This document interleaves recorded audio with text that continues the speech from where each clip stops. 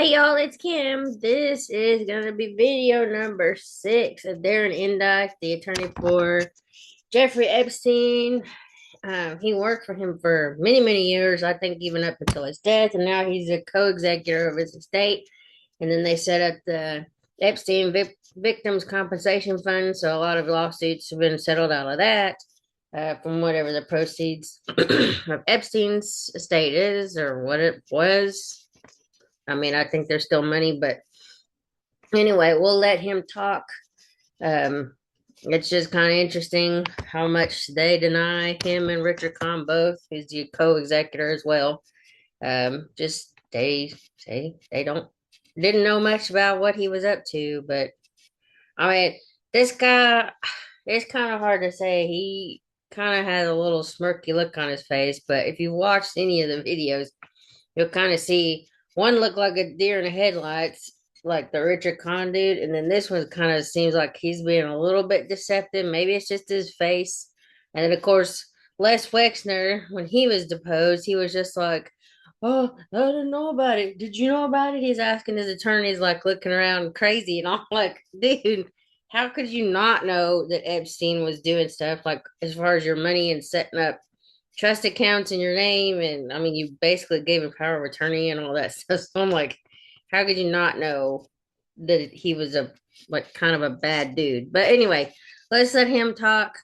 I said yesterday it's gonna be 45 minutes. I'm gonna try to stick with that, but if it goes over, it's just because the line of questioning just keeps going. They're not taking normal breaks. Usually they give them a break, every hour or something. They're not really doing that. So, anyway, let's go and give it a moment because it always takes time.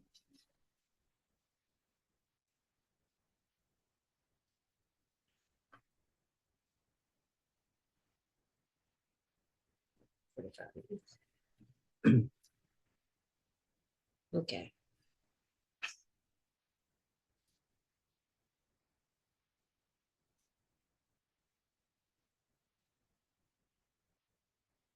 It's always got to buffer and do this at the beginning. I think they're fishing through papers.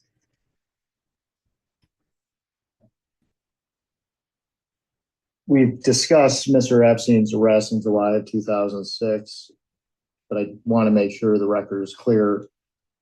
Following his arrest, did you have any discussions with Mr. Epstein related to his arrest? Any discussions that I would have had would have been amongst counsel in relation to some of the civil claims um, that I had with him. So, but it would have been in a joint defense context. Was Epstein present? Um,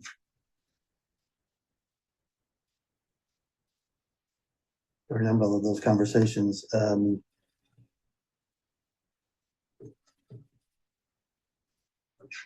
Yes, I would assume. I can't tell you how many, but I assume he was present.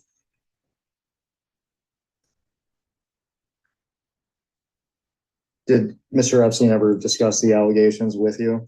No, and there was no discussion of the allegations. It was the discussion centered on the incorrectness of other people's statements.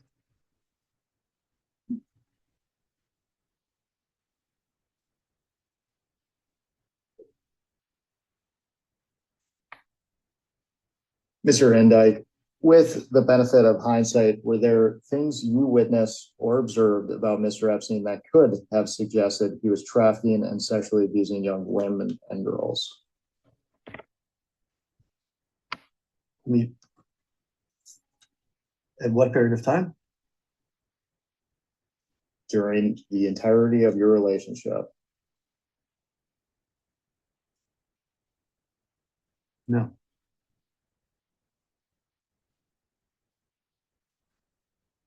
I had no knowledge of any allegations before 2006.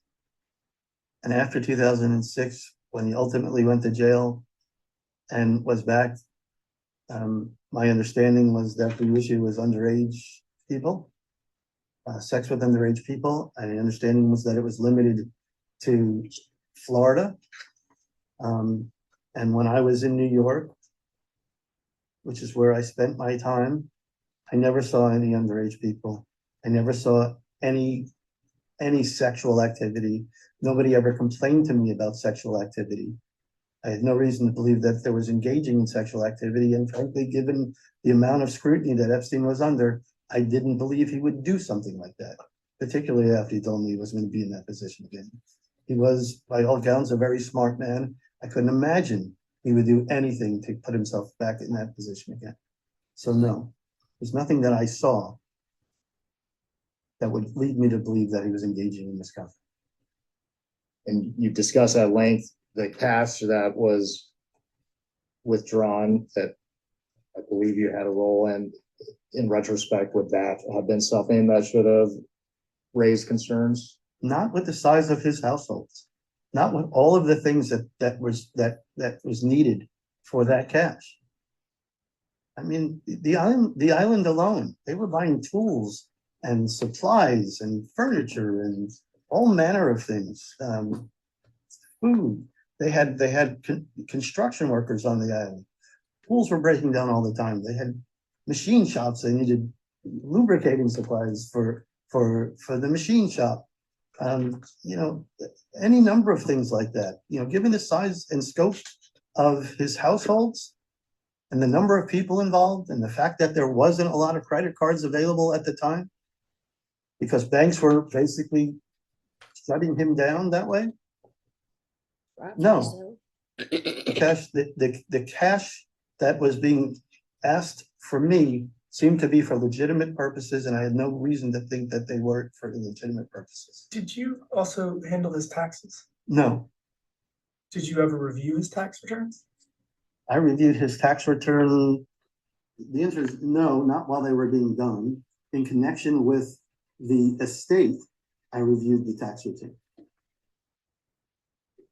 Hundreds of thousands of dollars were given every year out in cash. I mean, technically, you have to file a 1099 if you exceed $600 a year for services. So, I mean, that's not. Are you aware that 1099s were not filed? We'll look into that and get back to you. Okay, but that's not my role. That wasn't what I did. He's an attorney, not an accountant. A CPA, duh. I'm not saying they got him. Like, they're trying to do a gotcha question. That just shows you whoever asks the question is an idiot.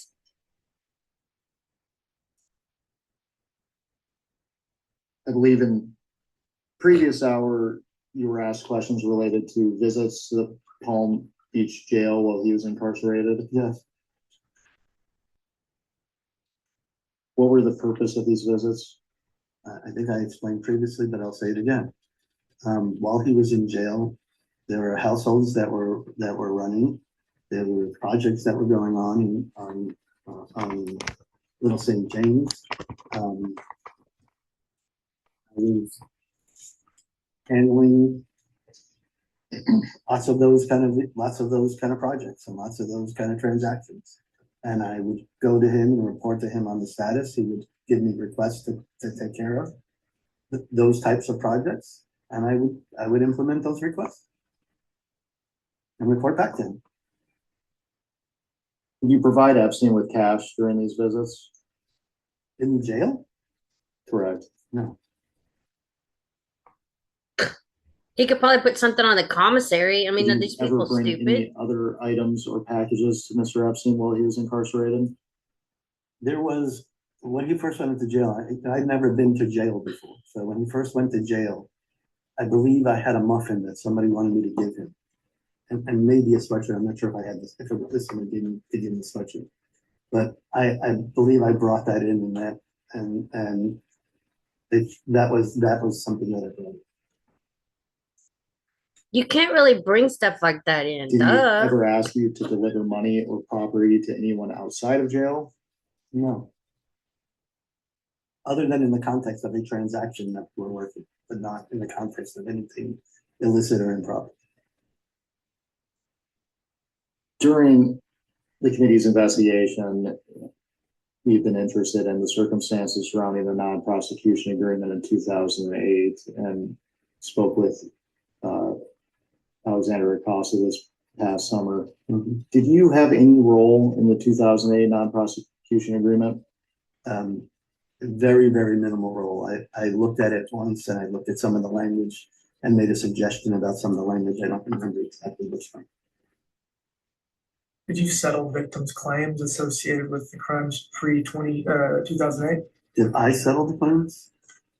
Were there dozens of victims that were underage that ended up suing Epstein or the estate, and did you settle those claims? I don't know the number of people that were underage, but there was a list of people that the government provided. And I believe there were a number of those people that filed claims against Epstein, and those claims were ultimately settled. Yes. Were those settled in 2009, 10, or were they settled post-death? 2009 and 10. Okay. So you, in fact, did have to get somewhat involved in this alleged criminal activity prior to that to settle the claims.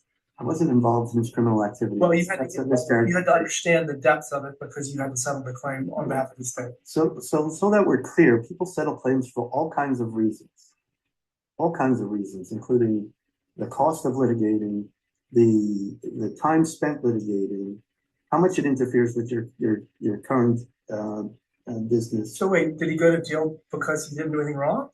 I didn't say that. Okay, so he did something wrong and settled the claim. You're saying he did. I mean, No, I'm not saying that, and you're putting words into my mouth, and it's actually unfair.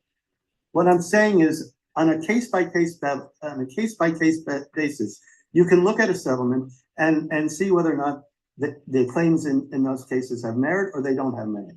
And while I will never be in a position, I will never want to be put to the task of saying that any particular woman who's claiming abuse wasn't abused, I won't do that.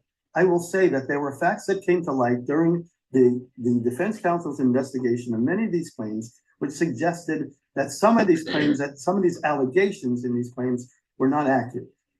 So which claims were true, which claims were not true, I don't know. I wasn't there. I wasn't in Florida. I don't know what was true or was not true. but you were involved. But let me finish what I was saying, please. What I have said is that now it's clear that there was misconduct. Okay. I also was clear that when he was in jail and he looked devastated and told me he wasn't ever going to be in that position again, and told me he didn't know that there were people that were underage, and said this was never going to happen again, I believed him. And I told you in my opening statement that that was a mistake. And I do feel horrible about that. Had I known that he was doing it, I would have walked away. But in the context of all of the information that was provided, which suggests that a lot of what was being said was not true, and a lot of what was being claimed about happened in the past, after he had gone to jail and after he said he wasn't going to do it again, I didn't have a reason to believe after he got out that he was doing it again. I started out, the first question asked was about this, because in your opening statement, you said, I made the mistake of believing Mr. Epstein that he would not again commit a crime. He has never been indicted, charged. I don't even know if he's been investigated for anything after 2009. I mean, the indictment in 2019 was 2002, 2005. So what criminal activity are you aware of that occurred after he got out of prison that violated your trust? Like that is what you're talking about here. When he died, and it precipitated kind of a flow of people coming and making claims against Epstein. And there were lots of people that made claims against Epstein. And there were lots of people that went to the Epstein Victims Compensation Fund to make claims against Epstein.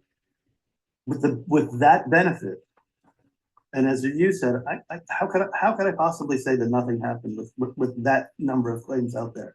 And given that, that's what I was talking about. So I don't know what's true, what's not true, but I know there's stuff there. What are the crimes that have been alleged are sex assault, or sex trafficking, human trafficking? What else is on the list? I don't know if the crimes are sex trafficking or human trafficking. What I know is that People claimed that he abused them, he sexually abused them. There were claims, I believe, in some of the complaints that were filed after he died about rape. Those are the claims that I did not know about. How many of the victims that have made claims and have recovered from the different funds post 2008 did you interact with on a regular basis in your capacity as his lawyer? A very small minority. Dozen? And the only people that I would have interacted with were people who were Ostensibly assistants. ostensibly assistants.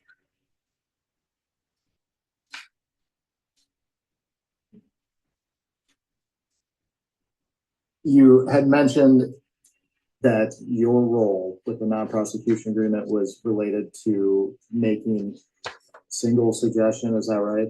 Reviewing the agreement for language, and I don't remember specifically what the language was, but I was one of, you know, I wasn't a criminal attorney. There were criminal attorneys like Roy Black and Billy Sanchez and people who were celebrated criminal counsel that were looking this thing over.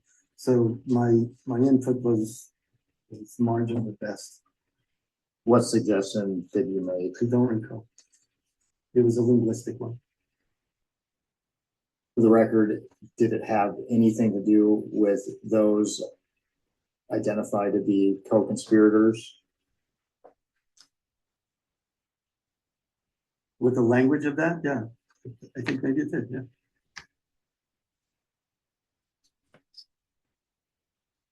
Did it have, in relation to the co-conspirators, did it have to do with creating a list of individuals who would be protected as co-conspirators? No.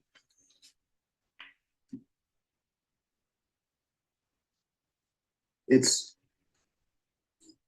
been alleged repeatedly that Mr. Epstein used his influence, his connections to powerful figures to curry favor and receive this the non-prosecution agreement.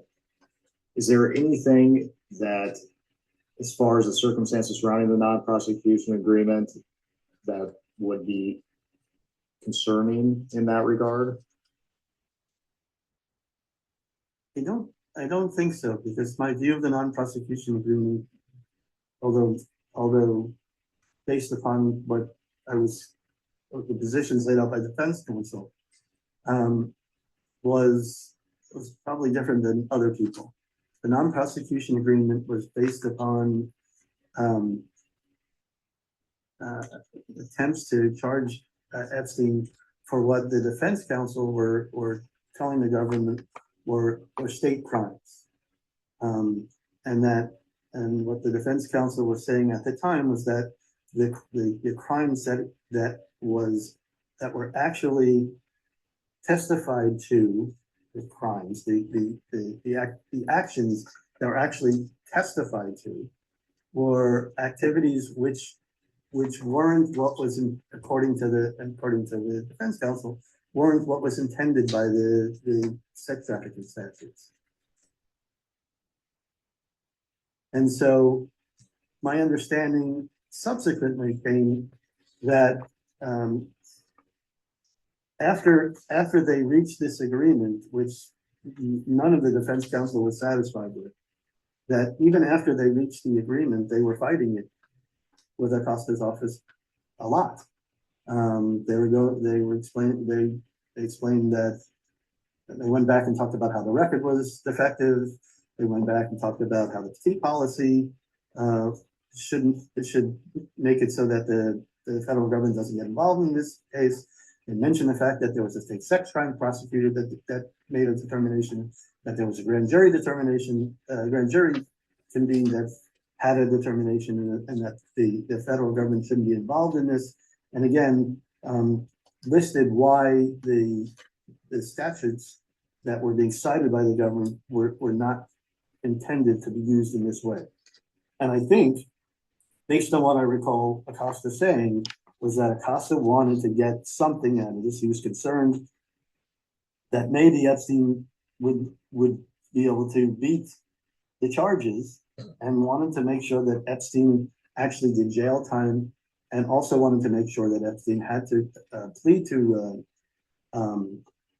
an offense that would require him to register as a sex offender. And registration as a sex offender is a lifetime. And those were his goals. And the defense counsel was not particularly crazy about what his goals were, given what the state outcome was. And Acosta, as I understood, and were challenging the deal that was made. So the defense counsel didn't look at this as a sweetheart deal, and that's the view that I had based upon what they were saying.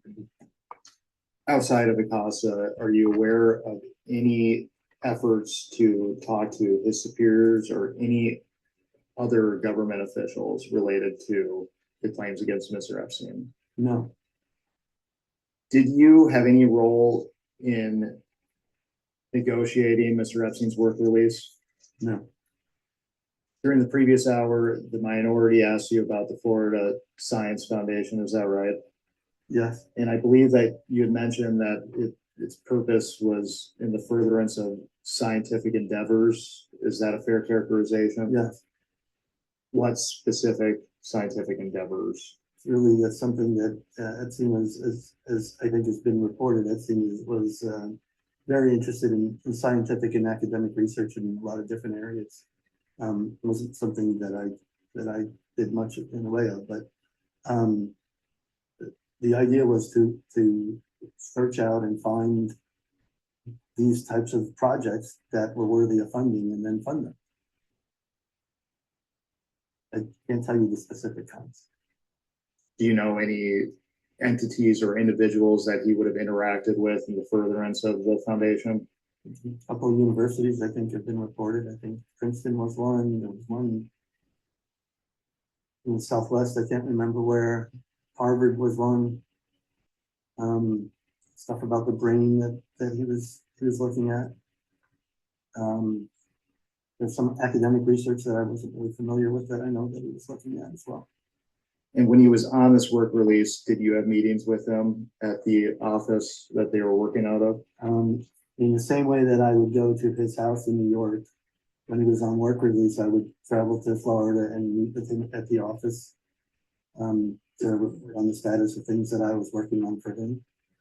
And for the record, because I don't believe it was asked, where was this office? I think it was stated by someone that it was on 250 Australian Avenue or South Australian Avenue.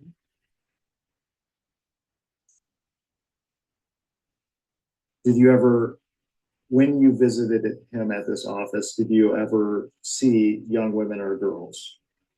I saw people that I understood to be his assistants at the office. Did you have to deal with any issues associated with him registering as a sex offender relative to his different properties? In South Carolina, you can't live in like most places. So did you have any issues with that? Ask me again.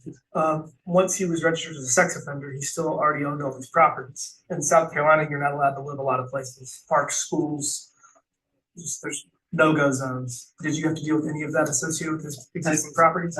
I did a little bit, sure.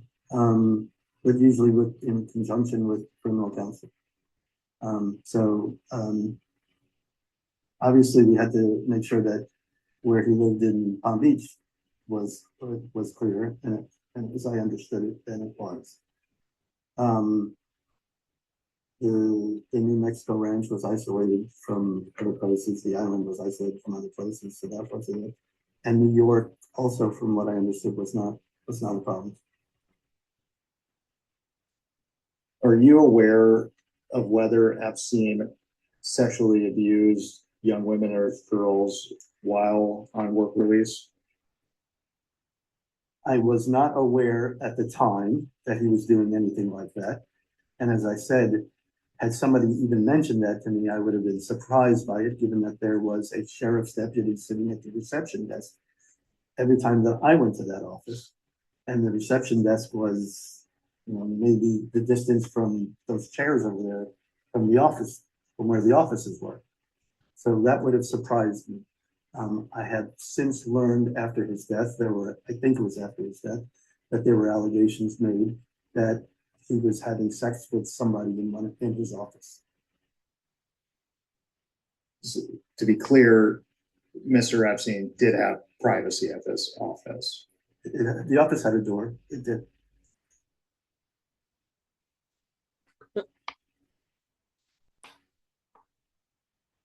Did you ever see any woman there that you later identified to be a victim?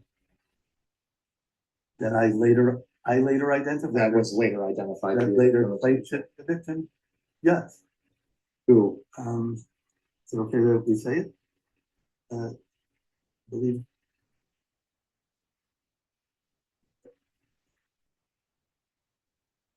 How many times did you see her there? I don't recall. Do you recall having any conversations related to her with Mr. Epstein There? at any time? Nothing remarkable. No. Did Bruce Reinhardt have an office at the Florida Science Foundation? Bruce Reinhardt did not have an office at Florida Science Foundation. He did, however, have an office in the building. He was an attorney at a firm called, I think, Atterbury Goldberger. I think it was in the firm. Did he do any work for Mr. Epstein? I don't recall if he did any work for Mr. Epstein, but there were, I believe, he did some representation of people who were associated with Mr. Epstein, relating to the claims that were made against Mr. Epstein. Did you ever have conversations with Mr. Epstein about his requirement to register as a sex offender? Yes. What were the nature of those conversations? Where he had to register, or where he was going, any number of different things. Where did he have to register? What state? He registered in New York. He registered in the U.S. Virgin Islands. He registered in Florida. Went to the registry in New Mexico, but was told for some reason that registration wasn't required, based upon something with the statute, I think. I'm not familiar. I would assume it was primary place of residence, but that's not the case. You stay somewhere for longer than a certain period of time. It does convert it to a primary. He never stayed in Mexico very long. And in New York, he wasn't there long enough, apparently. There was a specific statement made by whoever was handing the registry that he wasn't required to register that as a primary residence. Are you aware that Leslie Groff and Donna Klein facilitated cell phones, computers for the survivors, victims that you have referred to as assistants? Were facilitated. Are you aware that they gave them cell phones and computers? For assistance? We now know that they weren't assistants, but well, yes. I knew them as assistants. Okay. And are you aware that Jeffrey Epstein would use that to monitor their actions? No. Would it surprise you to know that he monitored their cell phone communications to control them? Now, after what we know now, no, that would not surprise me. What about that? I guess I just have one question. It seems like working for him was a huge pain in the ass. I mean, at some point were you like, maybe I should do something else? I was compensated very well, and I worked very hard to do the things I did for him. The things I did were all business transactional work experiences that I wouldn't get necessarily anywhere else. I was working with people who were billionaires on transactions that were, really interesting transactions. So yes, and let me just finish what I was saying. So are you a lawyer? Yes, sir. Okay, so you know that when you become a lawyer, you're destined to work long hours for demanding people doing difficult things. I'm in Congress, it's even worse. So I'm sure that's true. So given that was the case, for me, Why not? I was there. And I know, you have your own views on that, but and I know you want to try to hold me accountable. But I think we all have roles to play. I understand that. Oh, yeah. I understand that. Well, you're following your spin on the evidence, not really the evidence. It is your spin on the evidence, because the evidence makes it pretty clear that nobody said anything to me, that I never saw anything. Nobody alleged that I saw anything. Time will tell. All right, I'm glad you guys are having a conversation now, but I don't think there's questions pending. We will go off the record.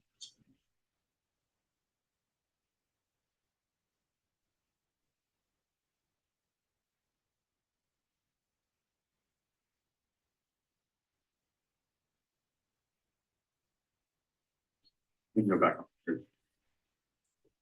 Mr. Indyke, I wanted to return, if I could, to the topic of a conversation you had with Jeffrey Epstein 2 days before his death. And for the moment, I'm not going to ask you to tell me about the substance of that conversation, but I would like to understand some of the details surrounding that communication. To begin with, where did it happen? Was this over the phone or in person? No, it was at the jail. It's at the prison. And how long did the conversation last? I don't remember how long I was there. There was other attorneys and paralegal there at the time. So this conversation involved more than just you and Mr. Epstein. There were other people present? Yes. Other attorneys? Yes. And anyone else? No, just the attorneys. Sorry, I said a paralegal too. I believe there was One paralegal. There's a paralegal. Who were the other attorneys? These were might have been Michael Miller from Steptoe. There may have been another Steptoe attorney there, and Epstein had some other lawyers who were new to the thing. I don't know if Marty Weinberg was there or not. I don't remember them. But there was more. There were some associate level attorneys from criminal firms there too. I just don't remember who they were. Okay, and other than the one paralegal you mentioned, were there any non-attorneys present? No. And I understood you to say that you don't have a specific recollection of how long you were in the prison.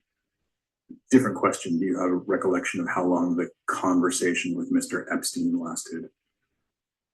They were just continuing conversations about items that were of relevance at the time. So there was not like a specific conversation. It was talk, stop. So we're talking about a meeting. Yeah. And then, not to belabor the point, but the duration of the meeting, an hour, more or less? Maybe an hour, maybe two. Okay. Possibly.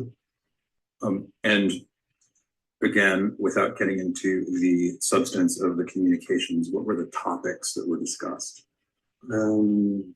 Bail. Requirements. So this is not my thing. So some requirements, procedural requirements with respect to what needed to happen there. I'm not exactly sure what the procedural requirements were, but they were related procedural requirements. There was When you say procedural requirements, were those legal in nature? Yes, in connection with the criminal case. Trying to think what else. I believe roles of the different attorneys.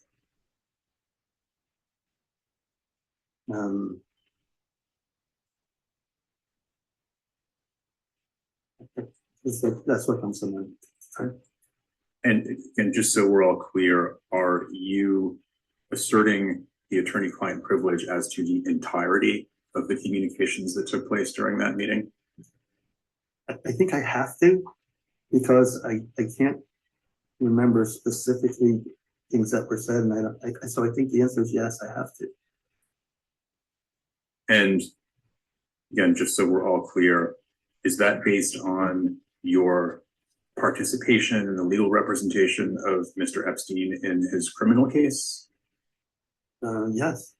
And any other legal representations that come into play during that meeting, or is that the only one? I would think during that meeting there was probably some kind of status of projects that were going on. So I imagine that came up as well.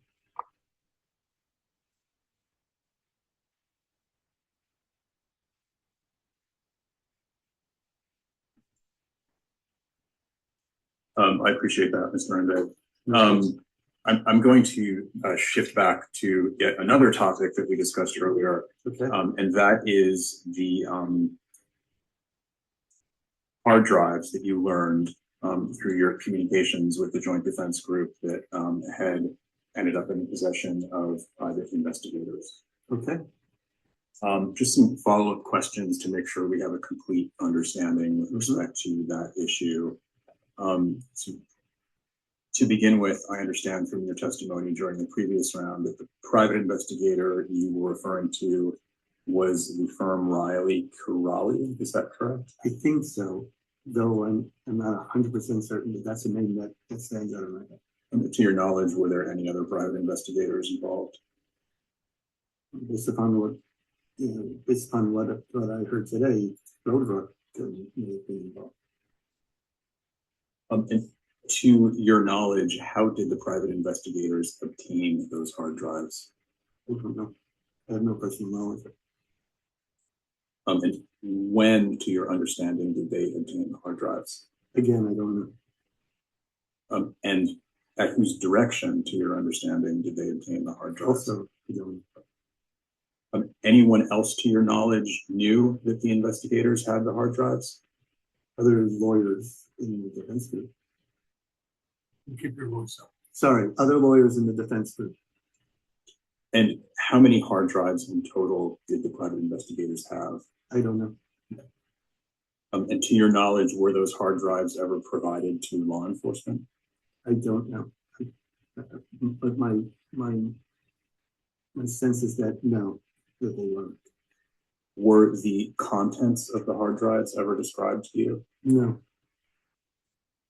As you sit here today, do you have an understanding of what they contain? No. I also asked you earlier this afternoon about the removal of video equipment from any Epstein home in advance of a search warrant being executed.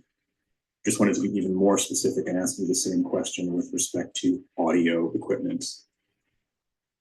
Could you ask? Sure. So I know what the question is. Yes. Do you have any knowledge of any audio equipment being removed from any of Mr. Epstein's properties prior to the execution of a search warrant? I have no personal knowledge of it, and I don't have any other knowledge.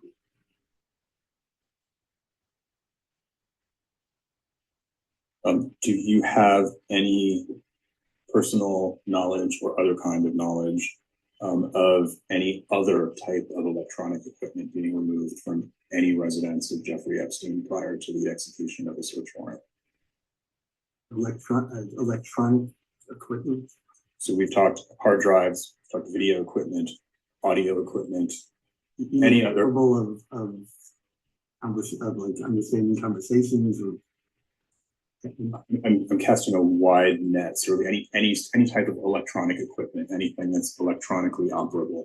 It could be it's like a printer or anything. I don't know. I mean, I don't have any knowledge of it, but I don't want to like give a broad. I don't know because maybe somebody took out a washing machine or something. I don't know, but I don't like answering questions for stuff that I don't know what the universe is that we're talking about. Yes, it's that broadly defined category that I just described. Any type of electronic equipment. It sounds like your answer is you do not have such knowledge. Nothing jumps out in my mind. And again, I don't know how far back we're talking. So it used to be before, but I was talking about within what period of time also, because that's also an issue. Let's say within a year before the search warrant was executed.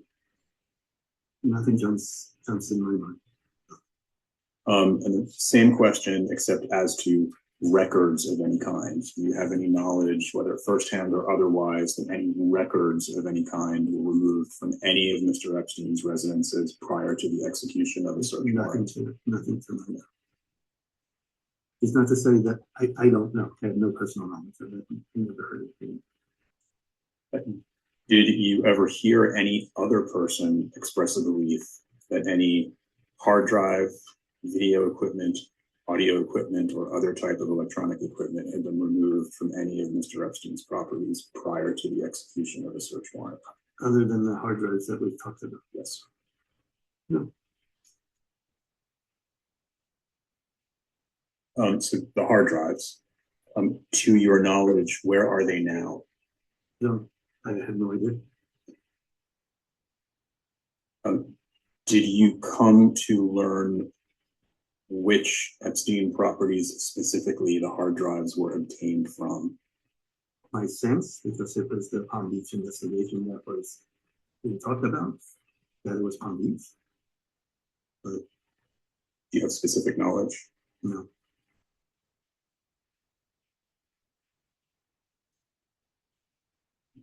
Did you ever become aware, or did you ever hear that the hard drives were withheld from law enforcement? I believe in the context of the discussions with the U.S. Attorney's Office, there were conversations about hard drives and the U.S. Attorney's Office not having those hard drives. The U.S. Attorney's Office in Florida. In Florida. And I believe, I'm not 100% certain, but I believe that's, I believe that's what I recall. And when you say the U.S. Attorney's Office did not have the hard drives, was it to your understanding their expectation that they should have received them? No, there was some discussion back and forth between the defense counsel and them about it.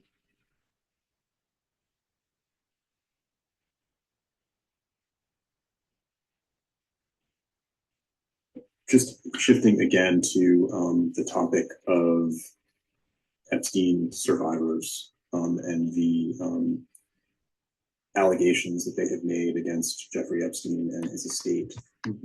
Since Mr. Epstein's death, have you had any contact with any women who have made allegations against Jeffrey Epstein? Personal contact, no. With the exception, I was at a couple of mediations where those people appeared. But beyond that, no. Have you instructed or engaged anyone else to contact any women who have made allegations concerning Jeffrey Epstein? No.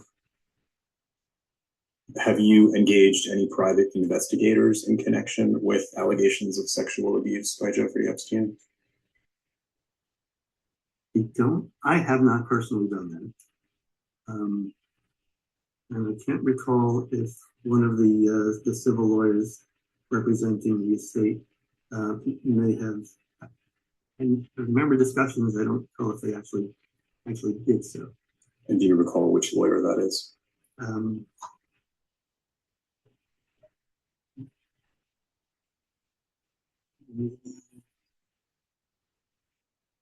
In Moskowitz's team in Troutman. Moskowitz's team and Bennett Moskowitz's team at Troutman. thank you. I think. We have multiple attorneys, so and there's a lot of claims. To your knowledge, have any private investigators working on behalf of Jeffrey Epstein or his estate themselves contacted any survivors? I don't think so, no. And can we go back to the previous question? You talked about private investigators. It's just after he died, right? At any time. I believe that, just to amend this a little bit, I believe that prior to his death, or maybe just as he died, there was a private investigator that, in connection with the civil case, to find out about the plaintiff that was retained. I believe I may have had, I think I did have communications with the private investigator about it, I think, I think I got, communications with the private investigator about it to do some background research. And was that private investigator? I don't remember the name. And you said the engagement was to provide background research? Yeah, what do you know about this person? In many instances, we don't know about. The co-executive and I, in most instances, we don't know this. When you say these people, are you talking about the plaintiffs? The plaintiffs, yes. And how did this private investigator go about conducting this background research? I don't know. I got a report. I think they got a report at some point. And what did the report say? It's privilege number one, but I don't recall stuff like that. Did the report contain any indication that this investigator had contacted any Epstein survivors or plaintiffs? No, I don't think that they would have been. To your knowledge, has either this private investigator or any other private investigator conducted surveillance of Epstein survivors or plaintiffs? I'm trying to remember if the one that I'm talking about did.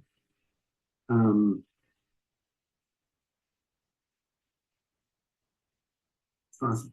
It is possible. But I don't know for sure. To your knowledge, have any women who have made allegations of sexual abuse by Jeffrey Epstein been threatened? No, my knowledge, no. To your knowledge, have any women who have made such allegations been pressured in any way not to pursue their allegations? Not to my knowledge.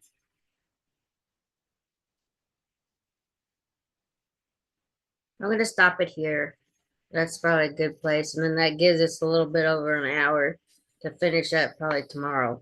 Anyway, and it shortens the video time with my editor thing. It's like this whole thing, it takes hours. That's why some of the videos don't come up till like in the middle of the night. It's so ridiculous. But anyway, I'm gonna probably post the one with Ghislaine Maxwell. It's just like 18 minutes, but I think she did something within the last couple of months with the GOP Oversight Committee, and we'll just get that uploaded. Anyway, I'll talk to y'all later. Bye.